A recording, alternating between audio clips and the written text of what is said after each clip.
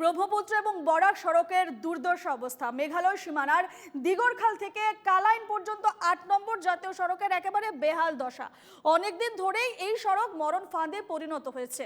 সড়কের মাঝে মাঝে বড় বড় গর্তে জমা জলে ভয়ঙ্কর পরিস্থিতি, ফলে যে কোনো সময় দুর্ঘটনার কবলে পড়ে যানবাহন। এরপরও সড়কের মেরামতে বিভাগীয় কর্তৃপক্ষের কোনো নজর নেই, অভিযোগ স্থানীয়দের। এ নিয়ে আমাদের প্রতিনিধি মিষ্টু দত্তের এক রিপোর্ট।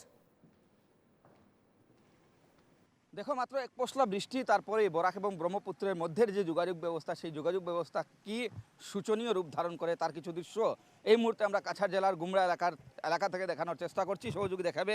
এটা হচ্ছে বরাক ব্রহ্মপুত্র সংযোগী ৮ নম্বর জাতীয় সড়ক। মেঘালয় হয়েছে জাতীয় সড়ক, অসমের বরাক উপত্যকায় এসে প্রবেশ করেছে এবং এই পথের যদি আমরা কথা বলি অসমের প্রান্তের, তবে মালিডহর থেকে আরম্ভ করে কালাইন পর্যন্ত এই পথের এক বেহাল অবস্থা। আমরা এই মুহূর্তে দেখাচ্ছি গুমরা এলাকা থেকে পরিবেশ, যেখানে জাতীয় সড়কের উপর যথেষ্ট গর্ত রয়েছে। কালাইন যে তেমাথা, সেই তেমাথায় আমরা দেখতে পেয়েছিলাম যে এই যে রাস্তা, এই রাস্তার এক বেহাল অবস্থা। আমরা এখান থেকে পরিবেশ দেখানোর চেষ্টা করছি, সমান্তরালভাবে আমরা কথা কিছু বলারও চেষ্টা করব, যেহেতু এই রাস্তা দিয়ে অনেকেই চলাচল করেন। বরাক ব্রহ্মপুত্রের যোগাযোগ ব্যবস্থা বেহাল সম্পূর্ণরূপে।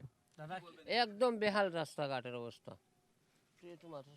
দাদা কি কইমু তোমারে, মানে সকালে গেছি, মানে ব্লক 1 ঘন্টা এখান থেকে খালাইন থেকে, এখান থেকে আমরা শিলচরে গিয়ে 1 ঘন্টার ভিতরে মানে এখানে খাইছি আমরা 1 ঘন্টা রাস্তা।